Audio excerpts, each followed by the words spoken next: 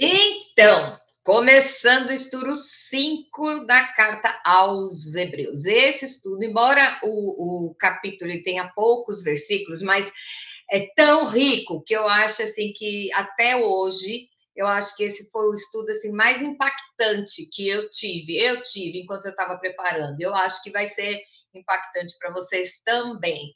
E porque assim, a minha temática é sempre o seguinte: o que eu posso pôr em prática, embasado no que eu acabei de estudar, o que eu posso pôr em prática na minha vida. Então, se você estuda a Bíblia, você já tem que ir fazendo uma comparação no que é que você pode estar mudando. Então, eu acho assim que é muito interessante. Eu falei para as meninas: pega papel e caneta na mão, tenho certeza que tem um monte de coisa que vai para anotar, porque eu também anotei, porque tinha que ser assim, bem detalhado, tá bom? Então, vamos lá. O que nós, para quem está caindo de paraquedas agora, esse estudo, o estudo da Carta aos Hebreus, foi escrito para os, digamos, os desviados, cristão desviado, não sei se a palavra é essa, mas é aqueles que se converteram ao cristianismo, depois começou a perseguição e eles estavam voltando para o judaísmo, tá? Então, esse é o cenário que nós temos. Então, o que acontece aqui? A primeira pergunta diz o seguinte: quais as características do sacerdote descritas nesse texto? Quem estudou, quem esteve no estudo da semana passada, que é o estudo 4, aí depois você vai ver no 3, você já vai ver no 2, você já vai ver em 1, que ele tudo se completa. Porém, a última aula fala exatamente sobre o papel de Jesus como sumo sacerdote, tá? Então, a hora que ele cumpriu todo o processo que ele tinha que cumprir, ele foi e se entregou na cruz, e ele, naquela hora, o véu do Santo dos Santos foi rasgado de cima e embaixo, dizendo que agora, através dele, nós temos acesso ao Santo dos Santos, tá? Então, é muito interessante, se você quer ver em detalhe, está lá no estudo 4, tá bom? Então, aqui diz o seguinte: quais as características de acordo com este texto? Então, vamos lá. Versículo de 1 a 3 diz o seguinte, do capítulo 5. Porque todo sumo sacerdote, sendo tomado dentre os homens, é constituído nas coisas concernentes a Deus, a favor dos homens, para oferecer tanto dons como sacrifícios pelos pecados. E é capaz de condoer-se dos ignorantes e dos que erram, pois também ele mesmo está rodeado pela fraqueza. E por essa razão deve oferecer sacrifícios pelos pecados, tanto do povo como de si mesmo. Isso aí é o sacerdote que expiava os pecados. Então, nós vimos na última lição que para entrar no Santo dos Santos, ele tinha que se purificar primeiro, tá? Então, se ele entrasse e não tivesse se purificado, não tivesse resolvido o assunto dele lá com Deus, ele era fulminado instantaneamente, o povo puxava ele pela cordinha. Gente, eu sei que esse assunto é sério, mas fica imaginando o povo tudo de orelha em volta da tenda, porque era uma tenda, parou o som perguntando assim: e aí, será que foi? Será que espirrou? Será que o quê? Parou de andar. Nossa, aí começa a puxar o cara pela perna, gente. Vocês imaginam, assim, desculpa que eu sou muito sério, mas eu fico imaginando o povo com a cordinha puxando o pé do sumo sacerdote, que de repente ele parou para orar, às vezes ele estava vivo ainda, né? Bom, então era esse o costume da época, e nós não vamos mais passar por isso, porque Jesus veio para resolver essa pendência. Então vamos lá. E qual o requisito necessário para ser sacerdote? No versículo 4 diz o seguinte: ninguém, pois, toma esta honra para si mesmo, senão quando chamado por Deus, como aconteceu em Arão. Gente, nós estamos numa fase que as pessoas se autotitulam. Né? E aqui está dizendo que o único que pode chamar alguém para ser o sacerdote é o Senhor, tá? É Deus. Ninguém pode. Ai, agora eu sou. E agora nós estamos na época, né, que nós vemos assim: ai, porque agora eu sou apóstolo. Ai, porque agora eu sou. Como é que é o nome da outra lá? Eu sou matriarca. Ah, porque agora eu sou patriarca. Ah, porque. Então dá a impressão que é uma corrente de títulos e que, poxa vida, né? não leva tanto. Eu acho que não leva tanto nada. Quem tem que reconhecer é o Senhor. Quem tem que nomear é o Senhor. E existem muitas pessoas que cumprem o papel e não se intitulam, porque não precisa. Uma vez eu vi o... Não é que eu estou defendendo eles, não, tá? Mas eu vi uma colocação do...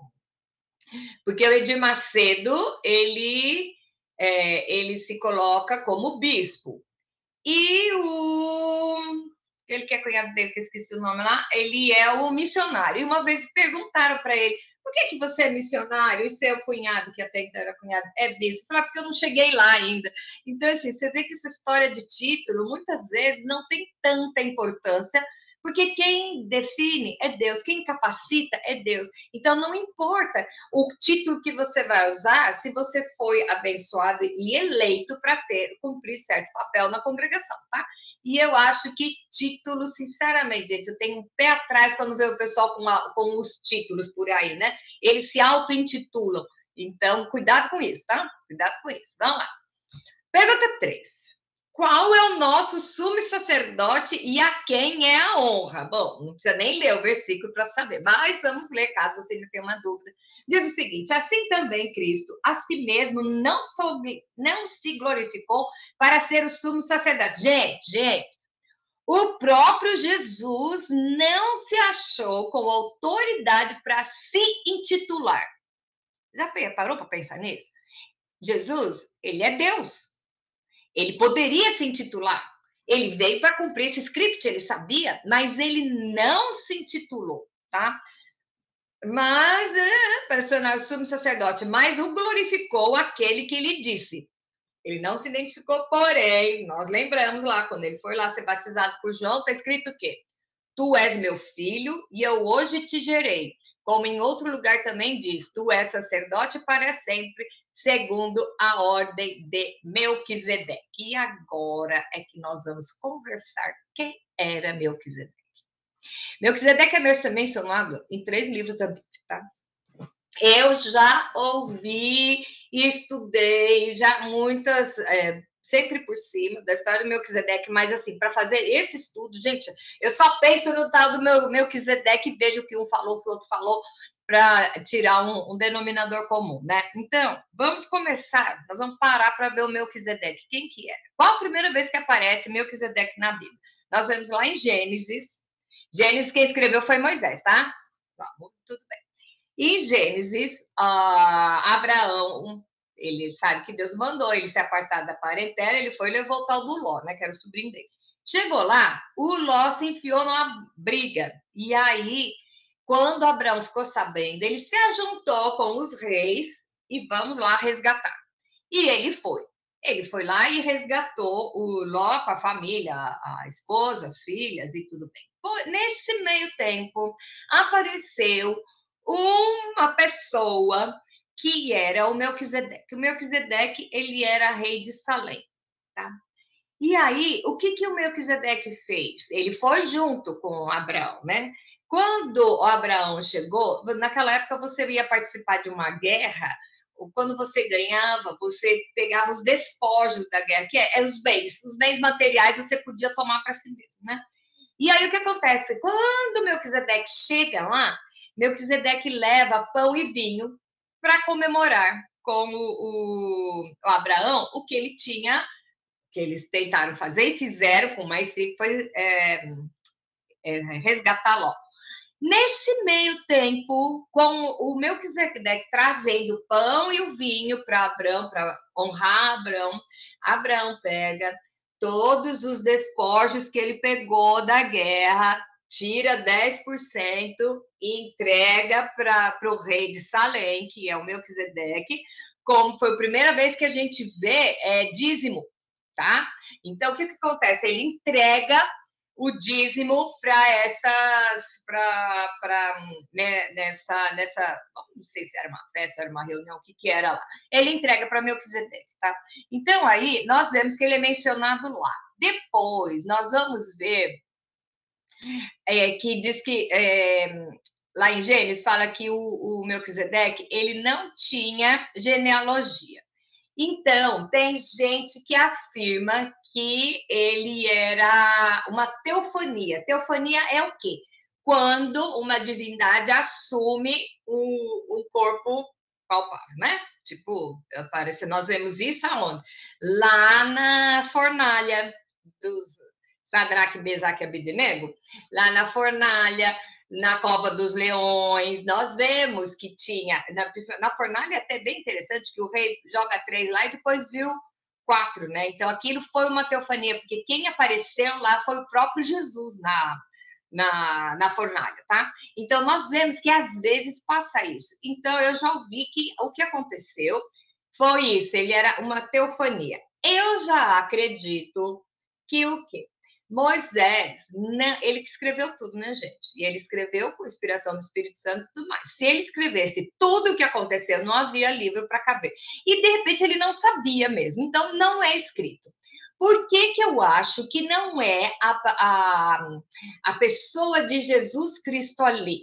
Por quê? Jesus Cristo só ia poder ser o sumo sacerdote depois que morresse na cruz. Então, ele foi chamado de sumo sacerdote, porém, ele só virou o sumo sacerdote depois que ele morreu. E o Melquisedeque, na verdade, ele era rei. Então, Melquisedeque quer dizer o quê? O nome dele? Rei e justo sacerdote, tá? Então, não tinha genealogia. Nós não sabemos se ele não tinha ou se Moisés não sabia. Tá? Então, vamos acompanhando comigo para ver qual é a decisão, qual é a opinião que a gente tem. Então, vamos lá. Ele ajudou Abraão, que livrou lá. O nome dele é mencionado em Gênesis, em Salmos e em Hebreus. Em Salmos é muito legal, porque foi Davi que escreveu. Davi já fala, o Salmo 110 é um salmo messiânico, fala do Messias e ele usa o nome de Melquisedeque lá, né? Então, o que acontece? O Melquisedeque é um mistério né? E tem um livro que chama O Fator Melquisedeque. Esse livro é do Don Richardson, tá? Esse livro é um livro, assim, não tem nem 200 páginas, é pequenininho, e ele chama O Fator Melquisedeque. O Fator Melquisedeque virou vamos dizer assim, é uma ideia de uma coisa tão interessante que é o seguinte. Vamos lá. Nós vemos muitas pessoas, né, os missionários, muitas vezes você vai pregar o evangelho para alguém e esse alguém adora o Deus, um exemplo, né? E aí você vai e fala, não, não, não, não. Depois você descobre que o que é? Ele conhece, aquela pessoa conhece o programa da salvação, só que com outros nomes. Então, o que o Fator Melquisedeque, esse autor, diz, que é exatamente isso.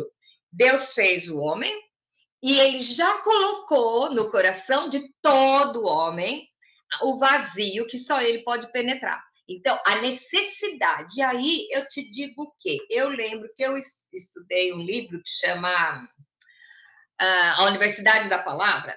Acho que é esse, A Universidade da Palavra. Que o cara, o autor, conta a história de um missionário que tinha um povo no meio da África que matava crente. Chegava lá, eles matavam. E aí ele resolveu ir e os pais dele entraram em pânico, o pastor entrou em pânico, todo mundo entrou em pânico porque sabia que ele ia para lá e ele ia morrer. E ele falou, não, ele era médico, ele falou, eu vou tentar outra estratégia. O que ele fez? Ele chegou lá e foi conversar com o pajé. Sabe quem é o pajé? O pajé é é o governador, o sacerdote, ele é tudo. Só vou pedir para quem entrou desligar o microfone, por favor. E aí o que acontece? Ele foi pregar e ele foi conversar com esse pajé. E o pajé falou assim: vem os missionários aqui e eu mato mesmo. A gente mata mesmo. Não estou defendendo que está matando, mas vocês vão entender o que ele diz. Nós acreditamos, o nosso Deus usou uma palavra lá. E ele criou o mundo. E aí o mundo, as pessoas se desviaram. Aí ele mandou uma chuva, mandou um barco, salvou o pessoal. Aí depois o pessoal pisou na bola de novo. Aí ele mandou o filho dele, e o filho dele morreu. E agora vem os missionários e fala que isso é demônio. Não é. Então, nessa experiência, esse cara descobriu que Deus se apresenta para cada um. E hoje, ainda mais hoje, nós estamos em 6 de fevereiro de 2025, nós estamos vendo o mundo virando tanto de cabeça para baixo, que nós estamos vendo Jesus em pessoa aparecendo no Oriente Médio, aparecendo para pessoas que eram muçulmanas, que estavam, de repente, tinha uma outra teoria e Jesus próprio está aparecendo. Nós vemos o fator Melquisedeque, ele diz exatamente isso. Deus já colocou a semente em cada um. Então, qual é a nossa parte? E pregar o evangelho. Vai e fala. E fala, porque a hora que você falar, de repente, o Espírito Santo, que é quem convence, ele vai puxar a necessidade, o vazio que a pessoa tem, e ele vai entender, porque Deus, ele é amor, Deus, ele é justo. Se ele disse que eu que vivo aqui no mundo ocidental e que eu tenho acesso, nós vivemos um país cristão, nós temos acesso à palavra, ele não nos ama mais do que ele ama aquele pessoal que está lá no meio do Alasca, aquele pessoal que está lá no meio da China. Ele ama todos. E ele é tão amor e tão justo que ele oferece a todos a oportunidade, porque não é da vontade do Senhor que alguém se perca, tá? Então, o fator Melquisedeque é o quê? É usado o nome desse sacerdote, desse rei de Salém, ele é usado o nome dele para dizer que Deus já plantou a semente e a necessidade do evangelho em todo ser humano, tá? Voltando ao Melquisedeque de lá, ele era rei de Salém. Na verdade, o que era Salém? Salém era antes de Jerusalém, tá? Era um povo antes de Jerusalém. Então, ele era rico, ele era, nós achamos, né? Que ele talvez tenha estudiosos que digam que ele era como um conselheiro, que ele era considerado como sábio, ele era um conselheiro. Então, o que acontece? Quando veio Jesus, por que fala que Jesus é segundo a ordem de Melquisedeque, que é o quê? É aquele sacerdote reconhecido com autoridade, aquele que está no lugar para promover a justiça, tá? Porque ele é justo e santo, é o que diz o nome do Melquisedeque, tá? Então, o que nós vemos aqui? Nós vemos em Gênesis, depois nós vemos Davi falando sobre o Melquisedeque, e nós vemos depois o autor aos Hebreus, que nós estamos estudando agora. Então, hoje nós falamos assim rapidinho, mas mais para frente o autor destrincha bem. Então, a única coisa que eu quero que fique gravado é o quê? Quem era Melquisedeque? Melquisedeque era aquela pessoa que merecia ser intermediário, ele era o conselheiro, tá? Então, o Salmo 110, versículo 4, diz o seguinte: jurou o Senhor e não se arrependerá. Tu és um sacerdote eterno segundo a ordem de Melquisedeque, tá?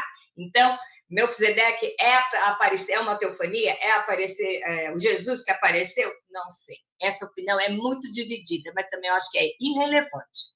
É irrelevante. Aqui o que nós estamos estudando, qual a autoridade do Senhor Jesus para ser o nosso intercessor, aquele que nos abençoa. E quando o Melquisedeque levou para Abraão o pão e o vinho, pode ser uma alusão à ceia que Jesus ofereceu para os irmãos lá. Nós temos toda aquela cena que o Michelangelo até tirou aquela foto, né? Então, nós vemos isso lá, tá bom? Então, Melquisedeque existiu? Sim, existiu.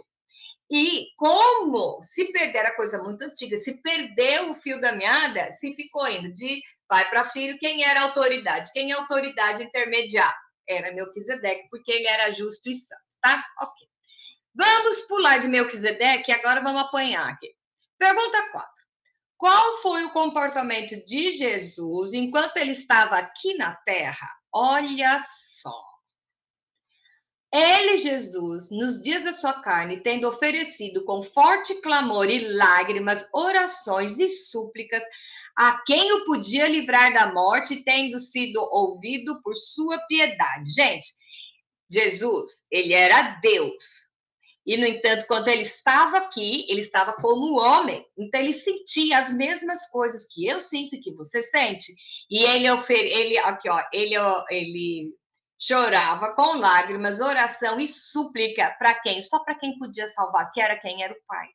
E, de repente, a gente se ajunta e fica pedindo, né? Ora por mim, vocês oram por mim, vocês oram por mim. Tem até piadinha sobre isso, tá? Mas o próprio Jesus falava, ele se colocou como filho e ele pedia ao Pai. Então, o comportamento de Jesus era orar, mas ele precisava orar? Ele orava, ele precisava orar para estar em constante intimidade com o Pai, porque ele sabia o que ele ia passar.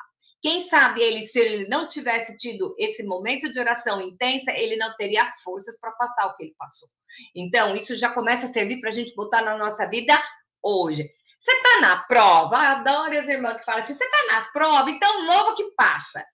Se você for analisar bem, é isso mesmo. Então, o que acontece? Quando você entrega a sua vida ao Senhor, você fala, vai nos pés da cruz, você fala com Deus, você pede, você clama, mas você está tranquilo que você está pedindo para quem pode resolver.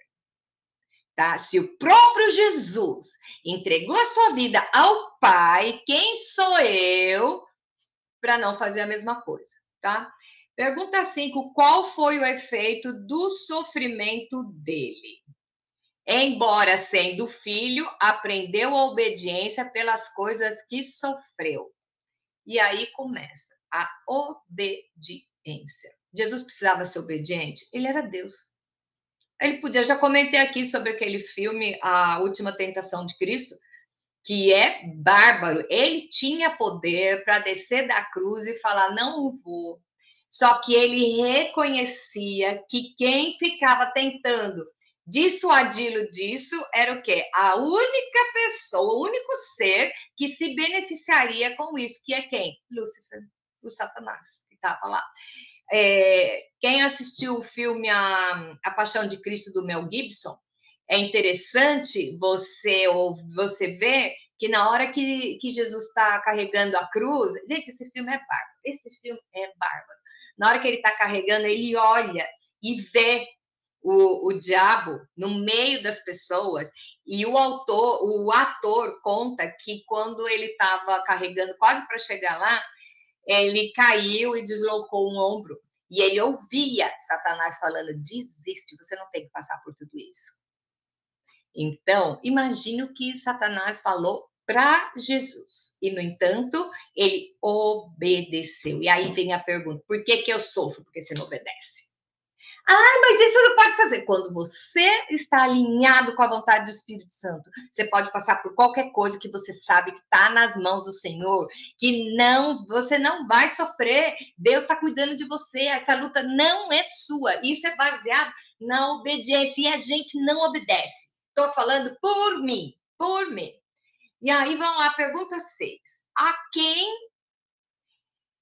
ele é, a quem podemos chamar de autor da salvação. Vamos lá, versículo 9, olha que lindo. E tendo sido aperfeiçoado, tornou-se o autor da salvação eterna para todos os que lhe obedecem. Mas para que eu vou obedecer hoje? Minha vida é mais legal assim, vou levando a vida como é que... Quando chegar lá no final das contas, Deus é amor, aí eu me arrependo e Deus resolve minha parte. É isso? Não. A obediência tem que ser hoje, pelas mínimas coisas. Não se esqueça que o inimigo é como um leão que fica rodando em volta da gente, esperando alguém que caia. E cada um vai cair numa coisa. De repente, o meu ponto fraco é a bebida. De repente, o ponto fraco de cada uma de vocês é a fofoca, a maledicência. O da outra é duvidar, tipo Tomé, né? Não, eu não duvido. Eu não sei qual é o ponto fraco que você tem. Eu sei os meus, e olha, já são demais. E é aí que o inimigo vai agir para te desestruturar. Porque o final dele, ele já está sabendo. A tarefa dele aqui é a quantidade maior de gente que ele conseguir desviar do foco. Tá? Então, o autor da nossa salvação é quem? É o Senhor Jesus. Tinha uma música na minha época de de adolescente que falava o autor da minha fé. Quem é o autor da minha fé? É aquele que provou que pode ter fé, que a fé sempre resolve, que no final das contas é a fé que salva, é a fé que cura, é a fé que traz a vida em abundância. Então, nós temos que ter isso em mente. Você está olhando, né, por vistas, ou você tem o foco? O foco. Eu vou passar por tudo isso, mas não tem problema, porque eu sei o que me espera lá na frente. Aí é fácil? Não. Ah, se fosse fácil, a gente não estava aqui estudando durante toda a nossa vida de crente, né? Pergunta 7. Quem o nomeou? Tendo aperfeiçoado o autor da salvação eterna, todos que lhe obedecem, tendo sido nomeado por Deus como sumo sacerdote, segundo a ordem de Melquisedeque, tá? Agora vamos lá. 8. Qual a reprimenda do autor aos leitores da carta? A esse respeito, tenho muitas coisas que dizer e difíceis de explicar, porquanto vos tendes tornado tardios em ouvir. Aqui está falando dos desviados do cristianismo, tá? Pergunta 9. Pois, com efeito, quando devia ser mestres, atendendo o tempo decorrido, tendes novamente necessidade de alguém que vos ensine de novo quais são os princípios elementares dos oráculos de Deus, assim vos tornaste como necessitados de leite e não de alimento sólido. Vocês sabem por que eles voltaram? Sabe por que eles voltaram? Porque eles se contentaram com a primeira experiência da conversão e tá bom. Vou contar uma coisa aqui. O que é mais fácil? Sequestrar a mim ou sequestrar um bebê? Por que é mais fácil sequestrar um bebê? Porque ele não pode se defender. Ele não sabe. Eu não. Se o cara já vier me sequestrar, eu já tomo cuidado, eu sei como me livrar. É a mesma coisa. Quem é sequestrado é aquele bebê que ainda não tem condições de andar sozinho. Então você se converte hoje, entrega a sua vida para Cristo e fica nessa.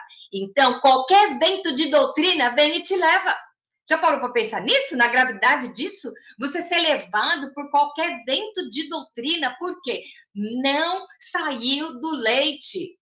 Ai, mas eu gosto, ok, você gosta do circo, ok. Você vai ficar à disposição para um dia, você ser arrebatado das mãos do Senhor. Qualquer evento de doutrina vai te levar, porque você não tem base sólida.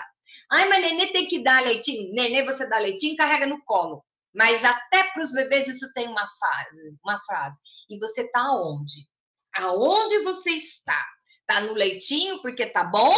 Ou você está procurando se alimentar cada dia para se tornar um adulto que pode colaborar com o reino dos céus? Então, nós vamos ver na pergunta 10, diz assim, paralelo entre a realidade e o que deveria estar. Olha que dura essas palavras. Ora, todo aquele que se alimenta de leite é inexperiente na palavra da justiça porque é criança. Quantas crianças nós temos dentro das nossas igrejas? Eu não estou falando do pessoal do mundão, não. Estou falando dentro das nossas igrejas. A quantidade de crianças que tem, que você pergunta, eu tive uma experiência com Cristo lá no ano de 1974. E de lá para cá, nada? Parou nisso aí? O que vai acontecer? Qualquer diz que me disse da igreja, você volta. Porque o fulano não olhou para mim. Porque o fulano não sei o quê. Minha mãe dizia um negócio muito interessante. Ela falava assim, quem vai na igreja e senta no banco de trás, ele foi assistir um culto. Porque ele fica vendo todo mundo, um levanta, um dá a criança que tá. Quem vai prestar um culto, procura sentar o mais à frente possível, que é para nada distrair. Então, o que você está fazendo quando você vai numa igreja? Você vai assistir um culto ou você vai prestar um culto? Então, qual é o alimento que você está tendo? Você está procurando, e hoje eu falando isso para vocês, parece uma utopia, porque todos nós estamos estudando, mas de repente Deus está pedindo algo mais de você. Porque Deus, ele ama as crianças, mas ele trabalha com guerreiros. E não existe guerreiro formado em leitinho com mucilon, tá? Docinho de leitinho, não. O guerreiro é aquele que está pronto, que não deixa vir nada ceifar a fé dele. Então, onde que nós estamos? Aonde você está? Isso eu pergunto para mim, aonde eu estou me alimentando? Eu estou procurando alimento sólido ou eu estou que nem a criançadinha lá querendo leitinho? E aqui o autor ainda continua, mas o alimento sólido é para os adultos. Você não pode dar uma feijoada para um bebê recém-nascido, mas se você pegar um adulto e começar e só der leite para ele vai ser fraco, ele vai ser debilitado, ele não tem força para nada. E aí a gente se contenta em ler o Salmo 23. Ai, que lindo! Salmo 23, o Senhor é meu pastor. Você esquece do começo, que é se o Senhor for seu pastor, tudo aquilo que vai acontecer no resto do salmo. Ai, não, mas eu gosto porque Deus é amor, eu só gosto de coisa alegre na vida, eu não gosto de ler. Gente, eu ouvi outro dia o seguinte, eu não gosto de ir em teatro que fala de Sexta-feira Santa, porque é muito triste. Ai, eu não gosto de... Gente, a melhor coisa que passou na minha vida foi Jesus ter passado pela cruz, porque nesse momento a minha salvação está garantida. Eu tenho que dar glória a Deus todos os momentos da minha vida por isso. Não deixar de ver só porque, porque é muito pesado, porque é triste. Isso é crente tratado com mamadeira. Gente que só aceita mamadeira e que não vai suportar uma feijoada. Então, olha no seu espelho, conversa com Deus e pergunta aonde você está, que base de alimento você está. Você está com a sua fé fundamentada ou qualquer vento de doutrina vai tirar você do eixo? Então, eu sempre defendo que você tem que estudar, e tem que estudar. E você ouve. Não, tem uma turma que ainda fala assim, a letra mata, mas o espírito vivifica. Ok, mas o próprio Paulo fala lá, estude e se aplique, porque você não sabe com quem você vai ter que o sequestrador que vai aparecer na sua vida e você vai ter que se posicionar. Então, o que acontece? Mas eu vi um falando aí que não sei o quê. Gente, tem uma fulana em São Paulo, nem sei o nome dela, mas também se eu soubesse não tinha nada a ver, que ela é tão assim, ela usa roupa do tempo de Cristo, tá? Aqueles mantos, aqueles negócios assim. E ela não pode pisar no chão, porque ela é uma apóstola e ela não pode pisar no chão porque ela já está num nível mais que elevado.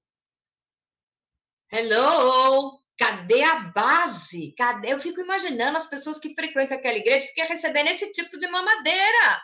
Então você vai dizer, mas Deus é amor, ele vai dar um desconto. No reino do céu não tem café com leite. Não tem café com leite. Ou você procura, ou você estuda, ou você se dedica para crescer. Ou então você vai ficar na mamadeira, sujeito a qualquer vento de doutrina.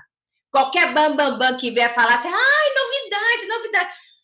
Gente, Jesus, nós estamos no ano de 2025. Olha quanta coisa o evangelho já passou. E você acha que agora vai aparecer alguém que tem uma ideia que Deus nunca falou para ninguém? Revelação, que não deu para ninguém. Quem é você na fila do pão?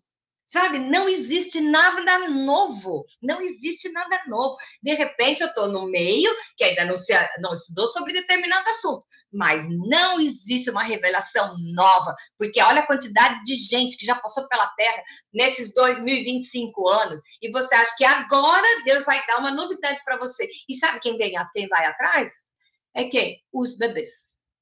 Os bebês. Agora nós estamos na época do coach. Tudo é coach. Então nós vemos os nossos altares, nós vemos pessoas que são coaches espirituais. E você vai ver elevando um monte de gente no vento de doutrina. Então, como se proteger disso? Procurando alimento sólido. Não existe outro caminho. Pode me chamar de radical, de fanática, do que for, mas o Deus que eu sirvo, ele é tão mais fanático e mais radical que ele pegou o filho dele, o filho amado, malhou numa cruz pelo meu pecado. Isso é o cúmulo do fanatismo, tá? Então, o que acontece? Você tem que se proteger dos ventos de doutrina.